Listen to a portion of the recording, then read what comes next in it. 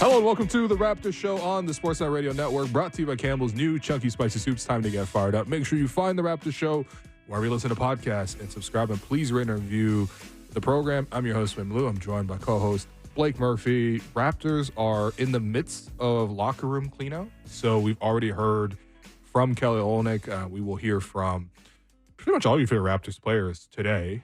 Scotty Barnes at 12:30. That's what I'm hoping to wrap up the show and scoot over to the Raptors practice facility so I can get there in time to hear what Scotty says. Darko is scheduled to be, tomorrow? Unofficially. Unofficially? Okay, yeah. Well, Darko and Masai scheduled to speak later this week unofficially. But yeah, Blake, how you doing, man? You all right?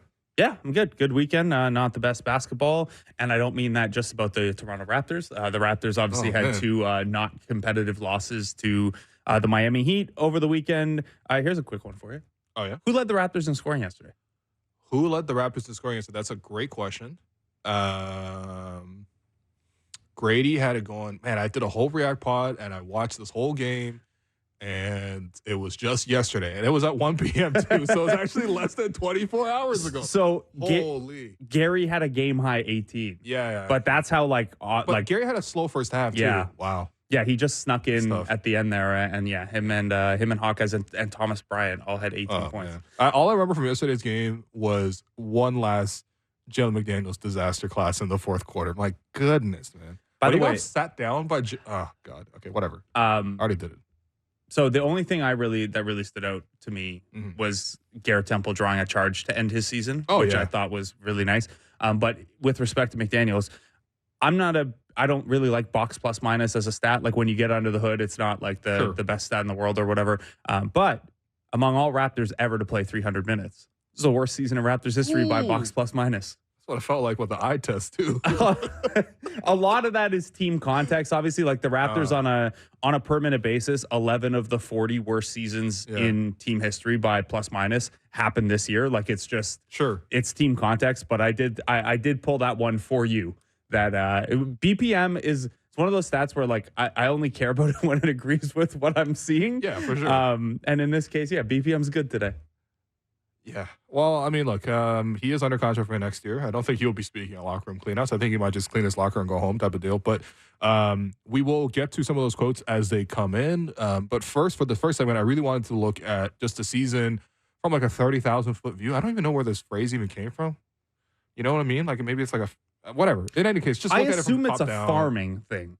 Really? Yeah. Like you look at like I don't know. You look at your corn and then like you zoom out. I don't know, man. What? I'm just picturing being in a plane. Like in a plane or something. Yeah. Well, I'm picturing being in a plane and you drive over. Like I don't know if you've flown to cities for games. Yeah. You're flying over. You see like all the farmland like all parceled out and everything.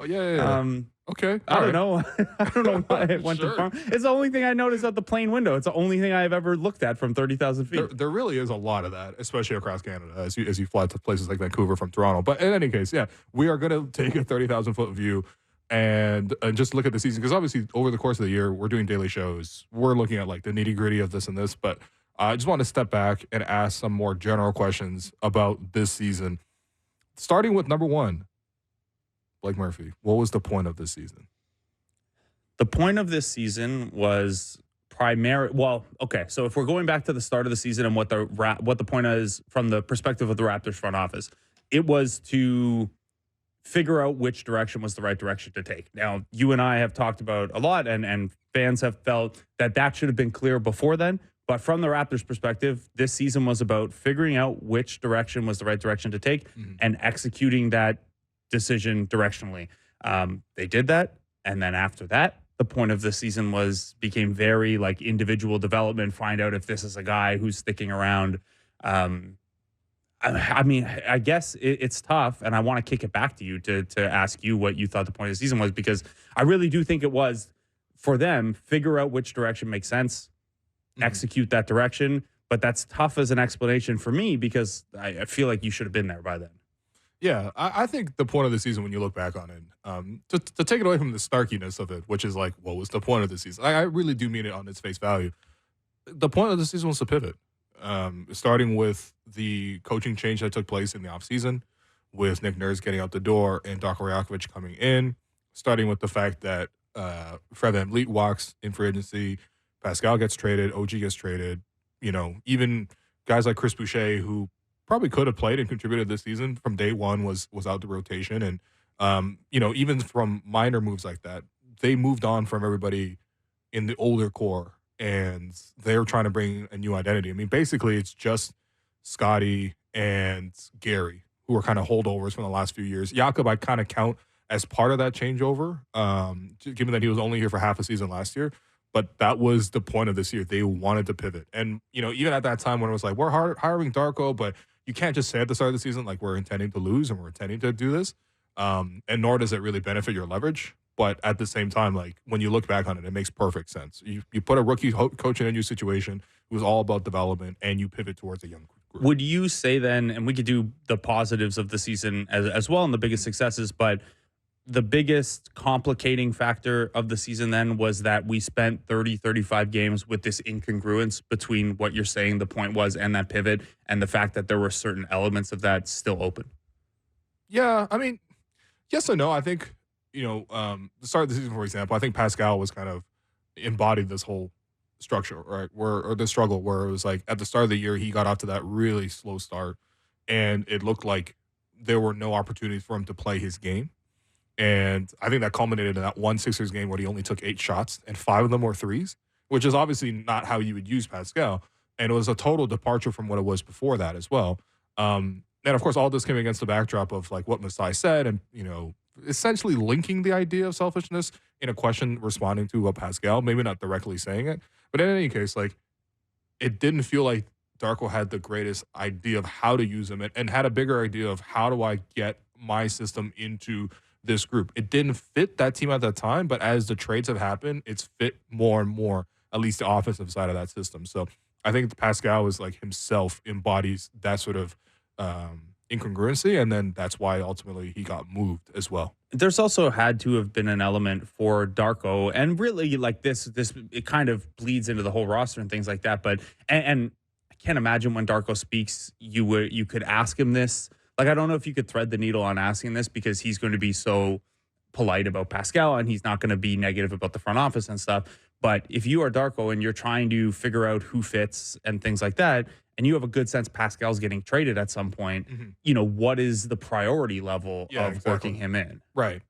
Although, having said that, though, he wasn't getting traded like in the first month of the season, and he eventually became like their most efficient scorer, the most prominent scorer. And for a while there, we didn't see an extended stretch with Pascal and Scotty, but I thought they actually played really well together this season as well. Whatever. Obviously, that was going to move on, but at least Darko figured out over the course of the year how to use Pascal. And honestly, it got a pretty efficient season out of him, too. Didn't really change the bottom line, but yeah, I mean, the point of the season was to pivot. So now that they have pivoted, the next question, do you feel better about the long-term picture of this team as compared to where they were coming into the year? I do. I feel better about the long-term picture because there is that clarity of direction, and that makes me more confident in how they're going to execute this plan from here. So what I mean by that is they have less talent right now than they had before. You rewind to post-trade deadline last year, and I know there were injuries and fit stuff, but on paper, that team had a lot more talent than this current team. So maybe you feel better about that. They were also at a pretty big pick deficit still. They didn't have financial flexibility.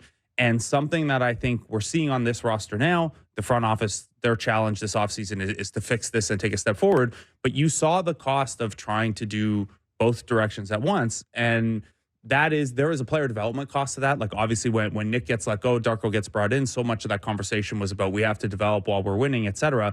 But there's also a roster building cost where when you are constantly trying to do both, there are only so many roster spots. There are only so many minutes to give. There's only so much money, et cetera. So if you are making win now moves, it's harder to execute player development moves or win later moves. So I think that clarity of direction will give them, again, maybe they don't, you don't get a free agent as good as OG or Pascal or Fred because OG and Pascal are the top 2 free agents available.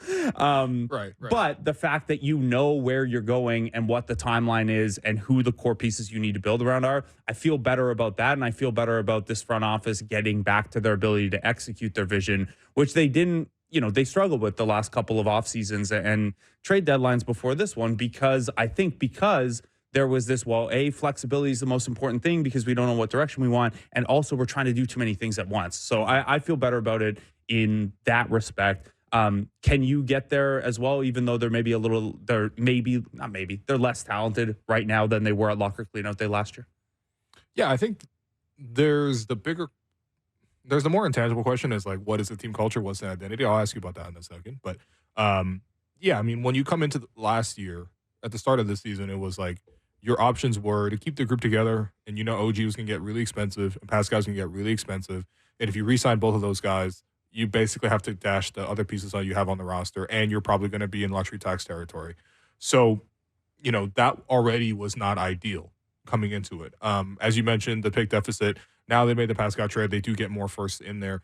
They're not the highest quality firsts, right? But at the same time, like, at least they restocked and gave themselves a couple more chips to play with, or just pieces that they can use to draft talent with. Hopefully they do get back to that, like, being really strong in the draft. And, I think part of the reason why the Raptors fell off in that regard is they didn't have good picks either. Like, you can't always expect to hit grand slams when you're bunting, essentially, with, like, second-round picks. Like, you know what I mean? Like, 46 and 47 are just bunts.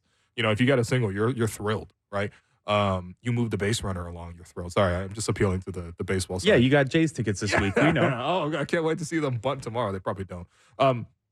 But in any case, like, you do have some first-round picks, and I think the cost of that, obviously, is you've taken away some really, really good players who maybe weren't the sum of their parts, maybe a little bit less than the sum of their parts, but at the same time, really good players. And I think that those players really did carry along an identity for the group. And I feel like right now, the Raptors don't have an identity, and I'm wondering what that identity is going to be and who's going to carry that for this group. Well, I'll answer the second part first. And It's going to be Scotty Barnes that carries that identity because show me a team that's had an identity over the history of basketball where the star didn't embody that identity, right? Like Heat culture over the last couple of years it's Jimmy Butler first.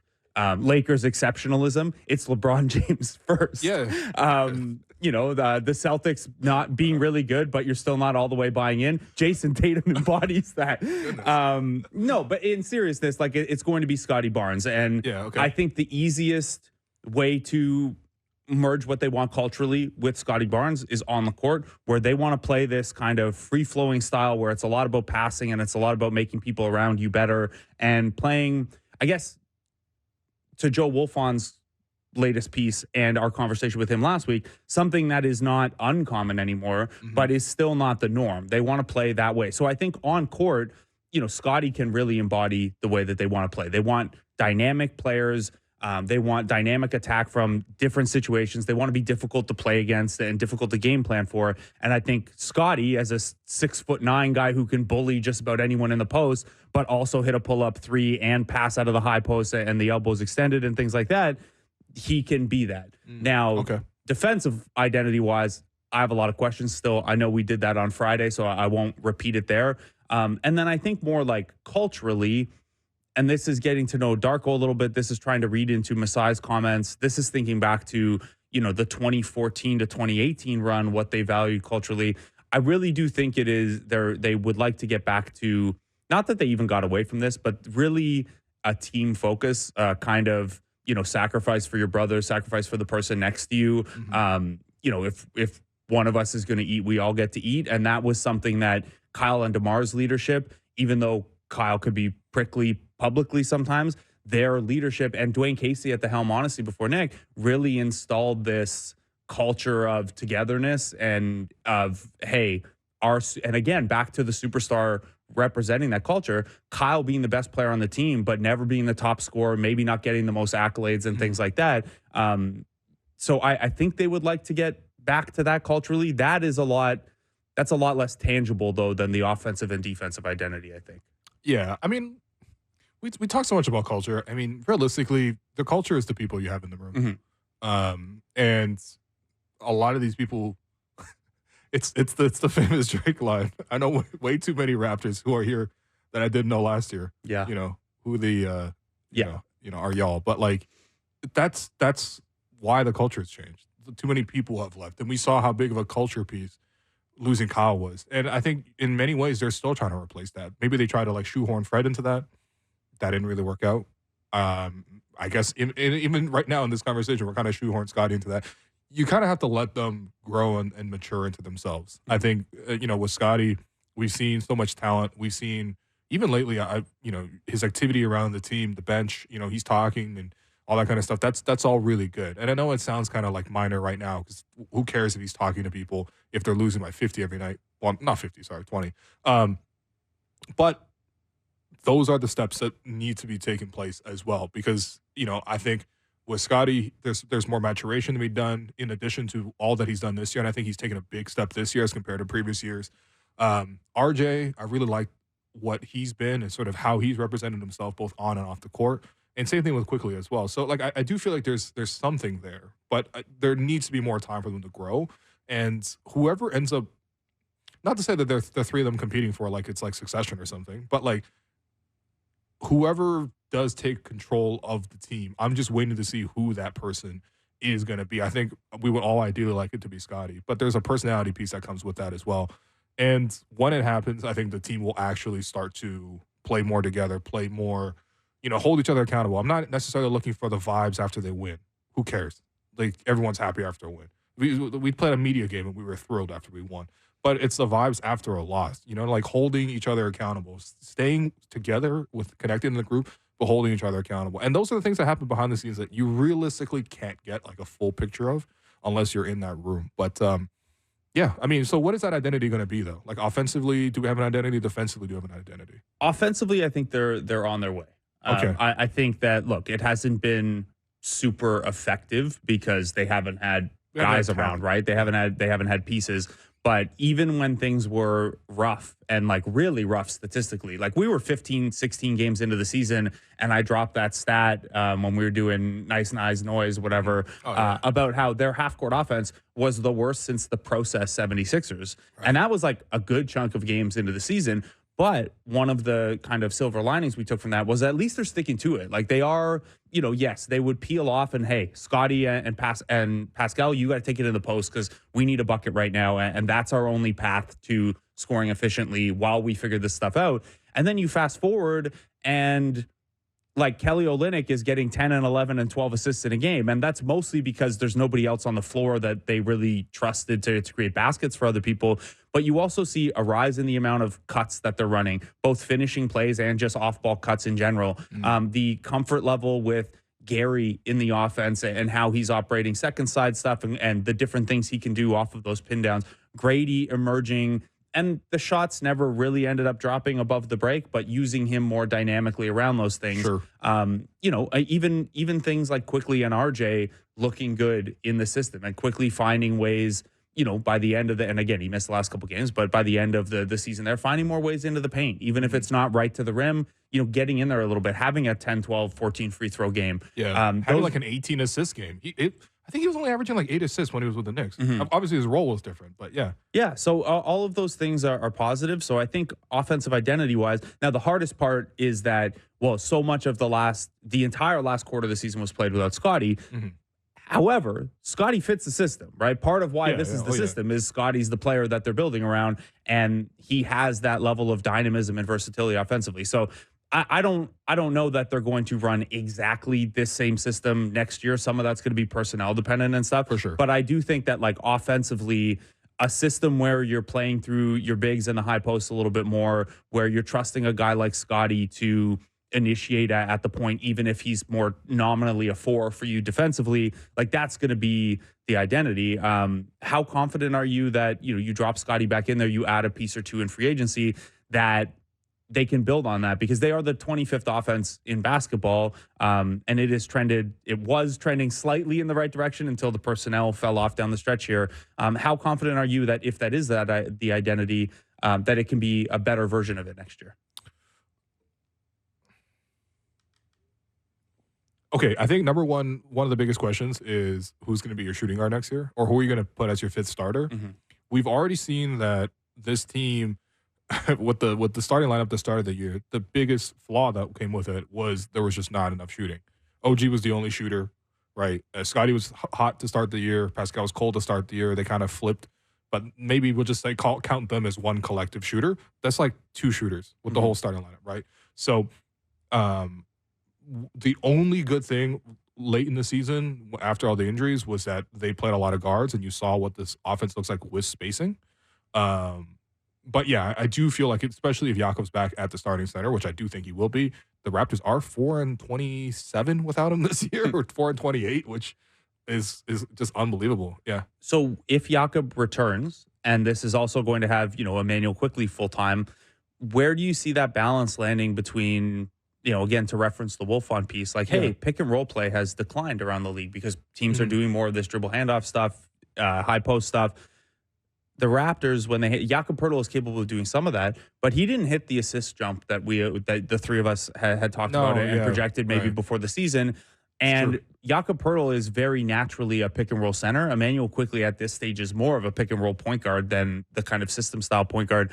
Where do you see that balance coming in if you do have Quickly and Jakob full time within a system that has maybe moved away from their core action? Obviously, you can still run some pick and roll. Yeah, I mean, I don't think they should move away from pick and roll. I think that these are things that you should have the ability to play both. One of the things that Jakob does so well with the rest of the team is he's one of the few guys that actually screens. What I mean is more minor than it's a lot less sexy than spacing out for 3, but like he actually screens people.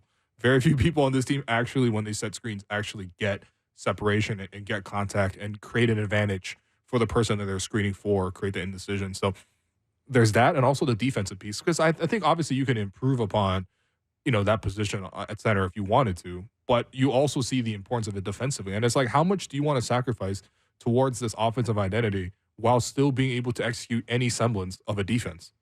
Well, yeah, because there are how many centers out there are capable of running the DHO stuff, doing keepers out of there, stretching the floor in pop scenarios, and also protecting the rim. Right. The list is pretty small, and most of those guys are on MVP ballots. No, for sure. Exactly. Right. So, yeah, I mean, to your point, the Raptors offense was, I mean, this is a positive because it looked better and the assists were better, but their offensive rating was 112. Like, it's not even much better than last year, but they played totally differently. And I would argue more sustainably as well. But yeah, I mean, it's going to be that tricky balance. And quite frankly, I don't have an answer as to, like, by the way, their offense rating last year was 115.5, so they actually got worse on offense. Unbelievable. But in any case, like, yeah, I think for this team, there is a clear offensive identity, but you need to find two-way players. Because I think for me, defensively, it's just like, I've been making this point pretty much on every show, but you're not going to guard anybody. You're not going to go anywhere in this league. Right. And you come playoff time, and obviously this team is far away from the playoffs, but the NBA playoffs start tomorrow. And what we're going to see is it's not about which team has the 10 best players. It's about which team has the 8 best players. And it's not about, within those 8, who is the best offensive player. It's who is the best offensive player that you can afford to play because they don't give it back defensively, or vice versa. Who is the best defensive player? Like, it's the old Tony Allen thing, right? And if Tony Allen came along now, he probably just hits more threes, or the defense is still important enough. But if someone is going to give you the Tony Allen treatment, your defense has to be insane. And you better be Tony Allen, basically. Right. Yeah. And this is something that Ochai is going to be challenged with, because he shot in the high 20s on threes since he came over to the Raptors. Matisse Thybulle has made all defensive teams and basically was not playable in playoff situations because you cramp the defense too much. So, and that works both ways. But for the Raptors, they have to find guys who are good enough offensively to stay on the floor defensively, or good enough defensively where you can play them offensively. It's like you can't have Gary run off the court and Ochai run in as the game comes back in transition. That'd be a cool wrinkle for like the in-season tournament or G League overtime or something, but you can't do that. Just fuse and combine it to one player, we actually have our perfect option as who the 5th starter is going to be. But yeah, you do have to platoon that position right now, which does not work obviously in this instance. Yeah, honestly, defensively, it's just going to be a challenge. And I would love to hear more from Darko about it. I mean, when he speaks later on this week, I would love to hear his assessments on the season overall.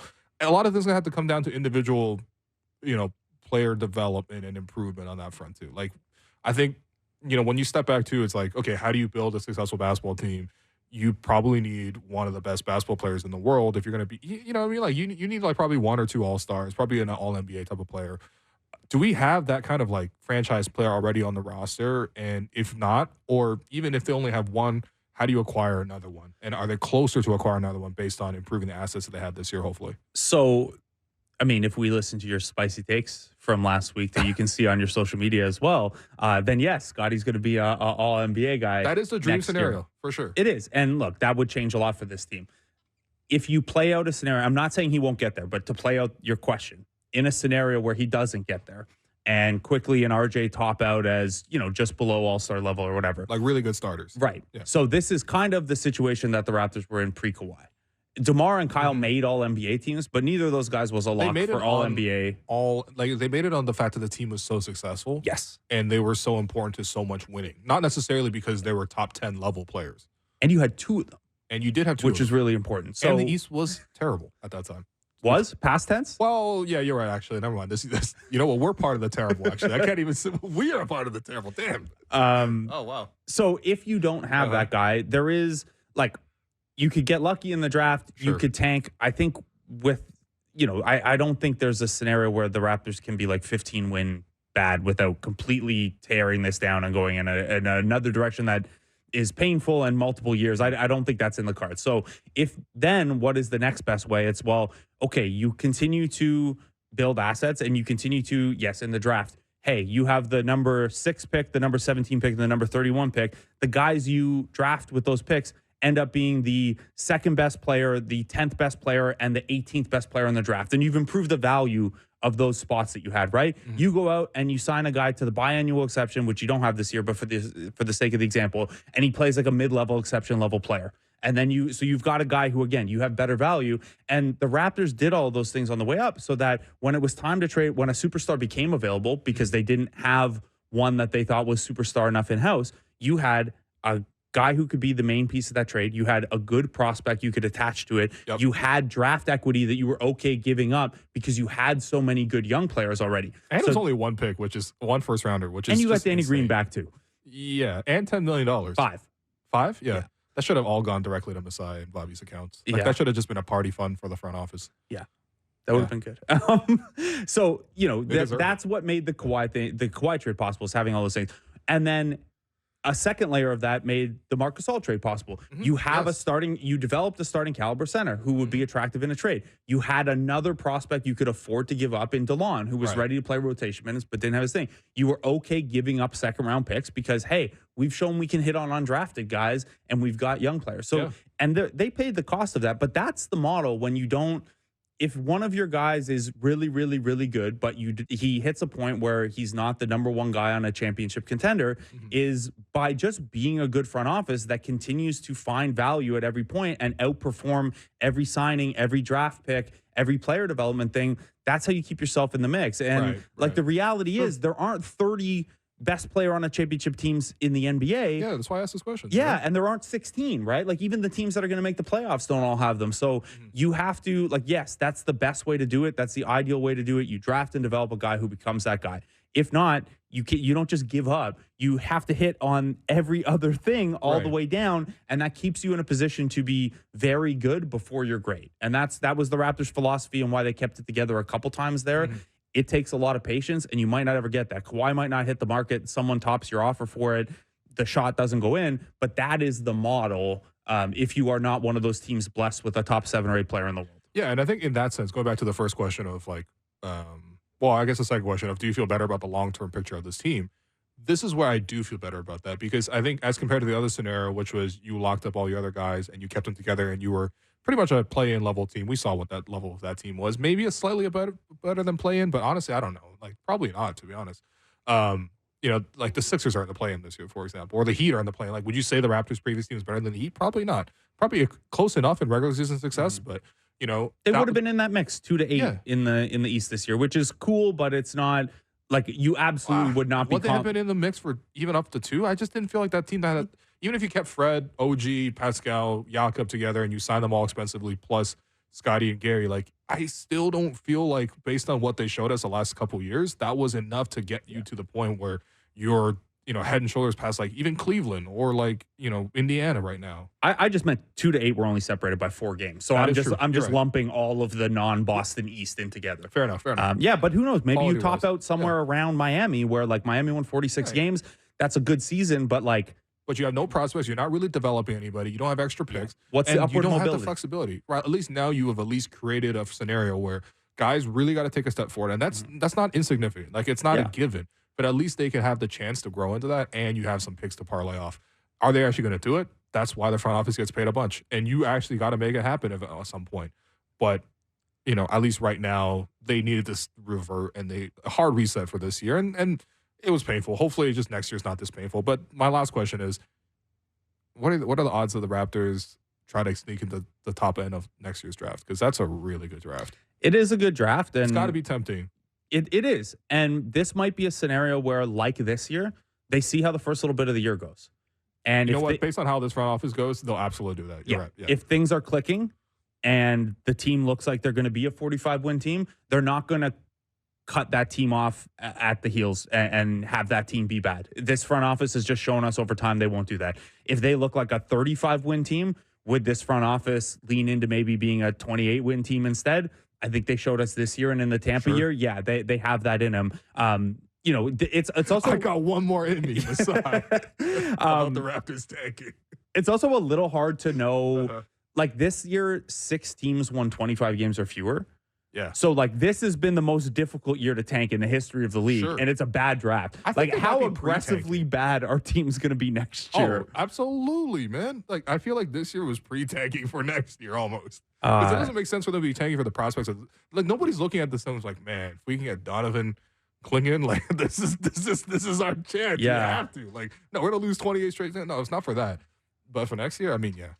Yes, it's tough. And this is where like, thank goodness the NBA doesn't use the WNBA draft lottery system where it's multiple years of record, because we'd have these teams being so ashamedly bad. Man. So anyway, my point with that was just like, how many wins, like how bad is tanking bad next year? Because 25 wins. And you got to decide that before the season. If you were going to win fewer than 25 games, you have to decide that before the season. Yeah. The Raptors won 25, and everything that possibly could have gone wrong has gone wrong, and they pivoted about a third of the way through the season, and you still only got to 6 last. Right. If the league looks more like a normal season, 25 wins maybe has you in the bottom 4. Maybe you can bottom out a little better because there are fewer bad teams. Like you're not beating Washington and Charlotte and things like that. But the only team that's going to jump out of the super bad territory is San Antonio. Yeah, that's it. And that's not even like a for sure guarantee. Although I do think that there's a high chance of it. Just on Wemby alone. But they might make other roster moves as well. But like everyone else, Washington's still going to be worse. Yeah. Detroit's still going to be worse. Charlotte's still going to be Charlotte. Portland is, man, Delano with 0 for 15. That's tough. That's me at the Raptors Republic tournaments collectively. Honestly, I'm surprised you've never had a game where your 3-point shot isn't dropping, so you just get kicked out like Delano did yesterday. 0 for 15, man. Come on, man. And then I guess the only other team in that mix that you'd say you're probably confident being better is Memphis. Yeah. Okay, yeah, true. But Memphis I'm not even counting them because they're already ahead of the Raptors right now in the standings. The 15 they won a whopping 27 games. Buddy, I know Memphis is super pressed looking at the Raptors being like, come on, guys. At least all our guys just got hurt this year, all right? Yeah. You guys went ahead and lost 15 in a row. That's right. That's what we do. Anyway, all right, we're going to take a step back. We are going to take this break. We're going to look at some of the quotes that have filtered out of locker room cleanout day and also look ahead to some of the playoff matchups around the NBA. So I've been your host, Will. You've been listening to The Raptors Show on the Sportsnet Radio Network, brought to you by Campbell's new Chunky Spicy Soup. Welcome back to The Raptors Show on the Sportsnet Radio Network. I'm your host, Will. Continuing joined by co-host Blake Murphy. As mentioned, the Raptors are in the midst of locker room cleanouts. We'll hear a lot more reaction. For people who are listening to the podcast after the fact, obviously the show is recorded from 11 to 12 p.m. Eastern. The majority of the players will probably be speaking after that point, so we want to get into all of them. But we did get our centers to the podium today and, want to pass along some quotes from there. First off, this is from Jakob Poeltl on Darko's defensive system. I think the trades that we had in the middle of the season, helped his offensive system, show its potential a little bit more because, not that we had better or worse players before or after, it's just players that wanted to fit that system a little bit more, I guess. And him kind of almost starting over with a completely new group, trying to teach that system and like trying to get everybody to like 100% buy into it. I think that's probably why like it just looked a little bit better, like the eye test like passed a little bit better, like there was more flow to our offense, stuff like that. Yeah, this was a similar quote to the one that Kelly Olynyk also gave in regards to Darko's offense. There must be one reporter and they're looking to write about Darko's offense. That's why they're getting asked the same question. But let's hear Kelly's assessment of the head coach. Yeah, I mean, I think that's I enjoy that system because I get to touch the ball a lot. But I think if you can continue to build in that and grow in that chemistry, it's tough to guard because there's not really a play or an action. Like it's all read and react. And if they play you this way, you do this. If they play you this way, you do this. I mean, you can go to this side or this side, back and forth. So it's hard to scout, it's hard to guard. And if you kind of master it and continue to build that chemistry together, and you're on the same page, it's a thing of beauty and a work of art. There you go. I was told by super producer Amit Mon that it was Samson Folk who asked those questions. Of course it was Samson. Yeah. Locker clean out day, the big narrative day. Like, hey man, your footwork on this big role play. Love Samson. Don't act like we're not like that too. Yeah, absolutely. We're all nerds. We just not allowed to be there because we're on air. I'll be there in less than an hour. Yeah, you'll be there for Scotty. I will be there for Scotty. Yeah, I haven't seen the guy in a while. So yeah.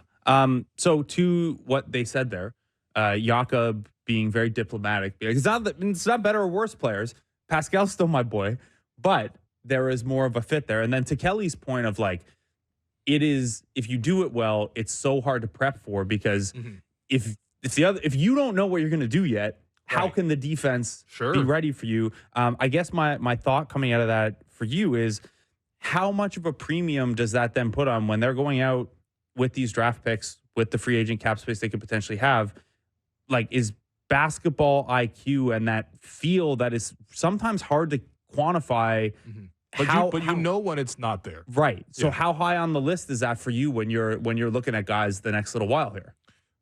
It's pretty high. I think that like it is difficult to develop a player's IQ, you know what I mean? But at the same time, whoever the Raptors end up picking, and obviously whichever picks the Raptors end up retaining and using, those guys are going to be young enough where they're going to grow up in this system. I think it also, players are so relative to the system that they grow up in. Like Spurs players are Spurs players from back in the day. Like Raptors have a core identity that you continue to see. Like even you saw DeLon Wright the other game against the Heat. And it was like, oh yeah, but he learned a lot of that stuff here in Toronto. And so they retain that identity from where they began. And I do feel like Darko, with the players going forward, will be able to do that. Like I'm really, really high on what he's done developmentally, right? So in any case, yeah, I think you would like to see that. But again, you would also like to see defense as well, and the physical profile to be able to play defense, which I do feel like is a bit lacking from some of the other guys. But yeah, I mean, offensively, that is kind of the highlight Darko did. By the way, one of the nicest things Darko did, and Darko is genuinely a nice guy. Like putting all this aside, like personality-wise, like the amount of times Darko just comes by and sits down with you, even if you're just like chilling around before the game, just watching like whatever warm up. He'll just come over, say hi, just check in. You know what I mean? Like, if you want to talk to him, you can talk to him. Like, he came up to us the other week to ask about the media game. Exactly, right? So he's a really genuinely nice person. So this is not anything about that. It's just like, again, the product on the court. And the nice person side is important, right? Like when you're, the first couple games of the year. Why is it so important relative to the previous coach? No, I just mean I think it's important anyway because building and developing is hard. And you're going to, this is why it's such a higher priority thing in G League coaches, right? Like you hear it a lot more about G League coaches when they come back up and rejoin benches and stuff like that is the more difficult the situation, the more value that there is going to be on that ability to maintain positivity and maintain that energy level, but also like maintain a trust with your players that like, hey, this didn't work tonight. This didn't work this week, but like, you got to trust me that what we're building is going to work eventually. Now that's only actually true if you're also a good basketball coach, which I think for Darko, signs are there, but we need a different season to evaluate how the micro stuff is going to play out. Well, because this year so few games were competitive that you couldn't even really realistically pay attention to that. Right. And his first season as an NBA head coach, maybe he would have developed over the course of the season, but the games we saw them lose by 3 or 5 early in the season, they were losing by 20 at the end of the season because they weren't playing NBA players. Even something so minor as like there's one game when the Raptors played against the Celtics. It was one of the in-season tournament games. Darko tried to challenge a no call. And, it was kind of like, you can't even challenge a no call, and we're going to take away a timeout because you did call timeout. That's part of the challenging is you use a timeout. And that ultimately did cost the Raptors later in that game. The rest of the season, there were no more misplays or misfires with that. And I know that's such a minor thing, but it is realistically an adaptation to go from being an assistant to a head coach at this level for the first time. Absolutely. And it's so much different than the G League where, obviously the rules are different, but it's also the personalities are a lot bigger. The players make a lot more money than you and things like that. So learning how to manage all that, like even something as silly as like a player tells you to challenge something. And it's like the power dynamic is different in the NBA than it is if you're an assistant coach or if you're in the G League or whatever. In the G League, you're like, man. By the way, last night they challenged a call in the second quarter last night. So there are McDaniels jumping on Jimmy Butler. Do you think there has ever, considering like playoff implications, seeding implications, the implications of a game, what actually happened? Like, do you think there has ever been a lower leverage challenge in the NBA? Like a less meaningful challenge, nothing on the line in the game. The game wasn't close. It turned a shooting foul to a non-shooting foul. Right. It wasn't on a player that you needed to say fouls on. Yeah. No, you're right. That really was the lowest leverage. Like, we'll never get that time of our lives back for everyone involved. Yeah, you're right. Anyway, with respect to Darko, and I'm sure we'll talk more Darko tomorrow because Darko is speaking tomorrow and he'll kind of be the topic of the day. But I do think, the tougher the situation and the more patience installing a system requires, getting back to being competitive requires. And again, none of this matters if you aren't also a good coach. But the more that the players need to have faith and patience, the more those personality side things do matter. For sure. I think he's done a great job of keeping the locker room together. And, in a losing season, honestly, I didn't even mean this to take a shot at Nick specifically, but I just know that if the Raptors under Nick Nurse had this type of season, it would not be nearly as pleasant. No, I mean, we saw it. We did see it. You're right, in Tampa. Okay, speaking of Nick and other playoff teams, we're going to just quickly go through because the matchups are set. We'll start with the play-in, of course. That's what everyone has said. Sixers versus Heat in the 7-8 game. It'll be played in Philadelphia. Joel Embiid is back, although there's still some questions about his knee. The Heat, we just saw, obviously, whatever. You can't really notice anything about them playing the Raptors, but who do you got? I'm going to go with the 76ers here still because they do have Joel Embiid, who will be the best player in that game. And they don't have Covington, and it doesn't sound like DeAnthony Melton's going to be back. There is going to be a challenge there. But when target DeAnthony Melton? Future Raptor DeAnthony Melton, please? Anyway. I don't know. In games these close, I'm going to lean on who has the best player, who has the home court advantage, and the fact that if the 76ers had Joel Embiid for even a little bit more in this season, they wouldn't be in this play-in situation. Whereas the Heat, I get it. They're the Heat, and this is playoff time, and they're going to do Heat stuff. This is what they do, baby. This is what they do. I think the Heat are beating whoever wins out of the Bulls-Atlanta Hawks game, but it's I don't know. You have the best player. You're at home. You're the better team on paper and like analytically and things like that. It's just the only advantage the Heat have is they're the Heat. Yeah, I want to pick the Heat, but I will also pick the Sixers here, mostly because I want to see a Sixers-Knicks matchup more than I want to see a Heat-Knicks matchup. I just think that like it'll be really fun. Obviously, the two cities are right beside each other and all that kind of stuff, and it'll just be. For New York, they have a lot of size, and they also, to go up against Embiid, we'll see how they combat that portion. By the way, if the Sixers win this, I just realized this will be like the one winner take all game that they will actually have won. They're actually really good at losing game sevens. So this is technically a game 7 for them. In any case, Bulls, Hawks, does anyone care? We're probably going to pick the Bulls. Bulls are winning. Yeah, okay. And then the Bulls are going to lose to the Heat. Yeah. Just like last year. Yeah, I think that sets up Heat Celtics. Yes, which that will be very fun. Look, I've said I don't know that I believe the Heat have another run of playoff Heat magic in them. Mm-hmm. But if they do, and if it's against the Celtics in round 1, I'm Heat culture from then on. After Caleb Martin, you better get ready to do what you did last year and outplay Jaylen Brown. Lakers Pelicans in the other one. Pelicans, I think, have home court on that one. They just played each other, by the way, yesterday, and the Lakers won. But yeah, the Lakers stomped them. LeBron was 13 first half assists, which I think was a career high and a half. Right. The Pelicans do just randomly like bottom out. Like you remember like the in-season tournament finale was between these two teams as well, and that team, the Pelicans, really bottom out for that one. Which well, is not the finale, sorry, the semis, the West finale. Yeah. Which is tough. And they also, I mean, they were working Brandon Ingram back in that game, and he had a minutes cap. So who knows what that looks like? They keep doing a weird thing where like they move away from JV when JV's not actually the problem. Right. I'm having like my own version of JV Hive moments when I'm watching the Pelicans. JV Hive in big 2024. I know. What are we doing? I'm having trouble with it though, because they'll go away from JV because like, oh, this lineup's not working or whatever. And like the Larry Nance group does look good, but it's like, okay, but Jonas isn't the problem. Like that's not why it's not working. You just had 4 starters come out and play flat. It's not true. JV's fault. Anyway, I'll take the Lakers in this one. I think, they've gotten a semblance of health here at the right time. They have. By the way, did I see AD might maybe have gone hurt a little bit? I was kind of keeping an eye on that game. I don't think there was much concern about him like missing the play in game though. Okay. All right. Well, that's good because you would like to see a healthy matchup with these. I think the Lakers do match up uniquely really well with the Pelicans. They're also the veteran savvy team that I think for the Pelicans, they sometimes get into things where they get in their own way.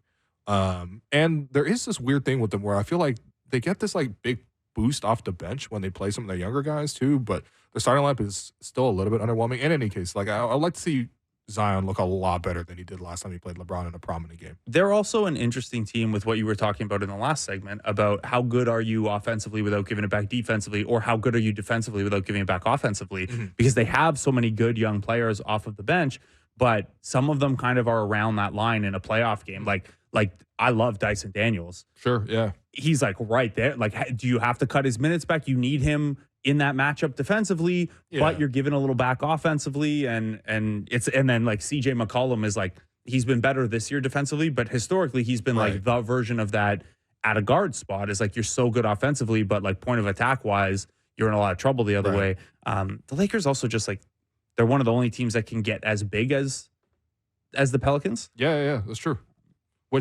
That's usually the big advantage the Pelicans have. And then the last one, Kings versus Warriors, rematch the last season, of course. That one did go to Game 7. The Warriors did beat the Kings in that one. It'll be in. I feel like I haven't seen Light the Beam as much this year. Yeah, kind of fell off. Light the Beam might have fell off. It might have been a one-season wonder. Light the Beam, but the Kings have been sliding. Still, at the same time, we see how spicy it is when they play the Warriors. This is actually a really good matchup. Yeah, it's a lot of fun. I can't wait to watch this. I'm gonna light year the beam in this one, and it's Warriors for me. Okay. Look, it's the hottest team. It's a team that is heading into the playoffs on the strongest run, and part of that's a criticism of them because they had to get there. But it's the team that's been playing the best basketball at the bottom of the West versus the team that's been playing the worst basketball against the bottom of the West. I don't like, no offense to the Kings. They lost Malik Monk and Kevin Huerter. Like that's a really real thing. There is a huge gap in big single game elimination experience here. So I'm, the combination of they're a hotter team, they have more experience in these scenarios. It's also just really hard to bet against Steph in a 1-game scenario. Yeah. What did he do last time? 50? Game 7? Was that, am I misremembering that? I don't remember he's Steph. He's going to win the clutch player of the year, etc. He's Steph. I can't bring myself to bet against Steph in a one-off. Yes, there you go. In an elimination game on the road, Curry submitted the greatest Game 7 scoring performance in NBA history, 50 points. He was 20 of 38 from the floor. That was last year. Can't pick against it. I don't think that the Warriors will beat the Pelicans, though. I think the Pelicans are way bigger and way more athletic. But we'll talk about that on a different day. But anyway, that does it for us today. I've been your host, Willow. You've been listening to The Raptors Show on the Sportsnet Radio Network, brought to you by Campbell's new Chunky Spicy Soups. Time to get fired up. Make sure you find The Raptors Show wherever you listen to podcasts. Subscribe. Please rate and review the program. Thanks to producer Alman Monner, board producer Lance Kennedy, Jennifer Olynyk, David Sis, Jared Manette to helping behind the scenes. We'll be back tomorrow.